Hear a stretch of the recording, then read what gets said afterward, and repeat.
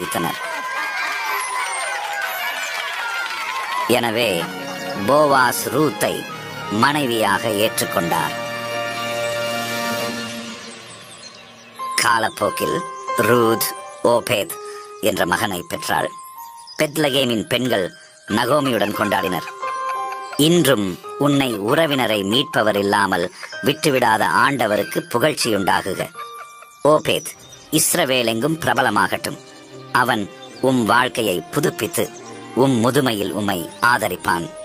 ஏனென்றால் 7 மகன்களை விட உன்னை நேசிக்கும் உன் மருமகள் அவனை பெற்றெடுத்தாள் என்றார்கள். நகோமி ஓபேத்தை தன் கைகளில் எடுத்துக்கொண்டு அவனை தன் சொந்த மகனாக கவனித்துக் கொண்டார். ஓபேத் பின்னர் தாவீது மன்னரின் தாத்தாவாகி மோவாபியரான ரூத்தை மேசியாவான இயேசு கிறிஸ்துவின் பரம்பரையில் நிறுவினார். எனவே துக்கத்திலிருந்து மகிழ்ச்சி வரை ரூத்தின் கதை விசுவாசம் மற்றும் கடவுளின் பாதுகாப்பின் சக்தியை பிரதிபலிக்கிறது. இது காலங்காலமாக